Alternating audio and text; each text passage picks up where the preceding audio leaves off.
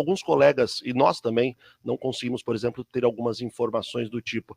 O Santos precisou desembolsar alguns valores nessa negociação com o Ceará. O Santos, não sei se você, pelo Santos, pode falar disso, porque muitos questionam, será que o Santos conseguiu convencer a uma rescisão amigável lá para o jogador vir? Porque ambos tinham contrato até o final de 2023. O Santos precisou botar a mão no bolso para ter esses 2 reforços que vieram do Ceará, por exemplo? Bom dia. Bom dia. Uma das condições que eu coloquei quando eu vim para cá é que eu não ia mexer com as transações em relação a dinheiro, né? Isso é o presidente que faz. Eu apenas encaminho as coisas para ele, mas realmente o Santos fez um investimento, né, nessas 4 contratações, não só no Ceará, mas nos 4 jogadores. E isso o presidente realmente se preocupou em qualificar ainda mais o plantel. Então foram investimentos, sim, né? E não foram investimentos baixos, não. E isso é importante, porque a gente tem que dar criar uma situação de envolvimento de todos. E o presidente tem sido muito participativo nisso, tem realmente se preocupado em qualificar ainda mais o grupo. É isso que a gente está fazendo. Em cima disso, 4 reforços já chegaram, a pré-temporada está em andamento. O Odair usou a expressão de observação nesse momento, porque o elenco já tem 37 jogadores. Mas alguns nomes sempre acabam surgindo. Por exemplo, o Jorge esteve próximo do Santos, fechou com o Fluminense. O Faravelli foi oferecido ao Santos. O Pete Martinez é uma opção. O Santos está no mercado ainda vendo opções? Vocês receberam alguns jogadores oferecidos mesmo? Tiveram um desses nomes, por exemplo? Eu recebo no meu Instagram uns 600 jogadores por dia. Não, o Santos é muito, a gente é muito objetivo. Nós estabelecemos 2 ou 3 jogadores para uma função e colocamos na cabeça assim, vamos fechar com o primeiro que der. Não se estabeleceu plano A, plano B, plano C, isso nunca existiu. O que existiu foi a possibilidade de fechar logo alguns jogadores para começar a pré-temporada. Nós começamos dia 14, não é isso? Você não precisa nem contar os 2 primeiros dias, que é exame médico e tal. Então nós temos aqui uma semana de trabalho. E ainda precisa um pouco mais para conhecer os jogadores. Precisa sentir em alguns amistosos que vai ser feito, por enquanto tem um marcado, para que a gente possa sentir o grupo de jogadores, sentir as necessidades, né? Então, você falou bem, são 37 jogadores, e a gente quer observar jogadores com um pouquinho mais de calma, né? E isso, uma coisa que o Odair deixou bem claro, e depois disso, se for preciso, se houver a necessidade, se houver condições, a gente pode até buscar alguém. Mas, a princípio, nesse momento, é de observação. Falcão, o torcedor santista, né, a gente percebe, né, no dia a dia, o quanto ele tem desejo de um jogador, de um meia, né, aquele meia o cara que faz a diferença ali no meio campo, aquele cara que chega no ataque, serve os atacantes.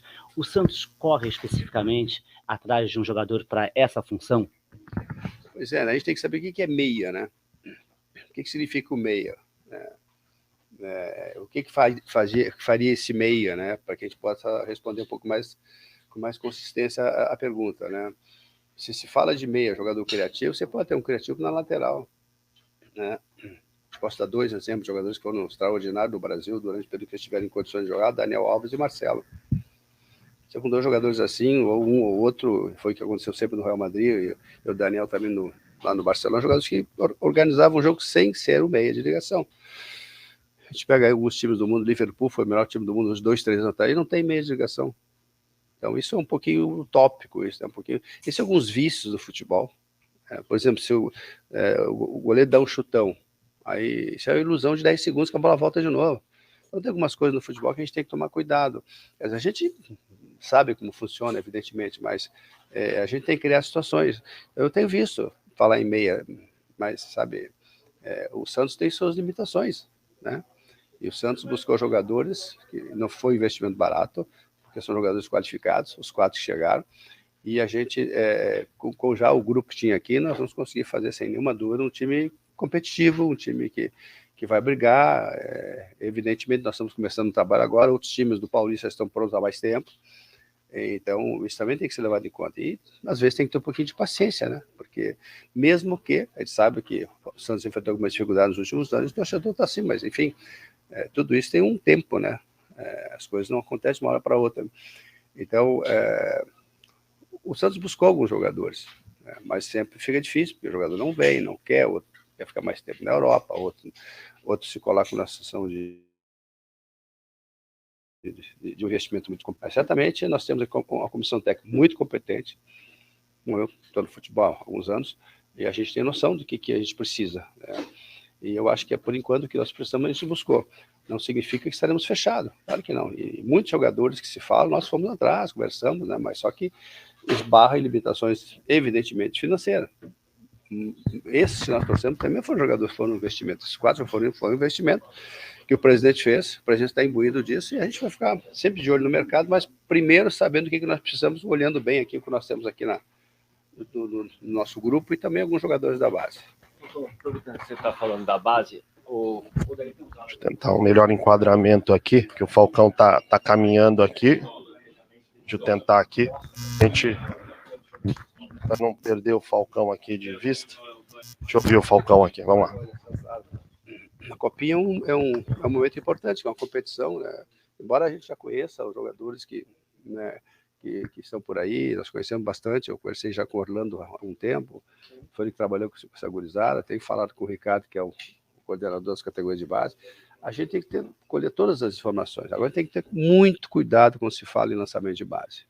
Eu não tenho, talvez não tenha sido o único, mas eu fiz um dos poucos treinadores que enrolei muita gente, inclusive na seleção, né? Cafu com 18 anos, Denner com 17, eu nunca tive dificuldade de colocar, mas eu, para colocar a base, eu tenho que olhar, a base tem que ter base. Eu tenho que sentir que eu não vou prejudicar o garoto se ele entrar. E o garoto também tem que saber que ele pode participar de algum jogo inteiro, e depois voltar para a base, ele tem que voltar com a mesma humildade que ele fez o que ele tivesse subido. Então, esse é um trabalho que a gente tem feito, né? A comissão técnica, o Hélio, que é um parceiraço da coordenação do futebol, e a comissão técnica é top.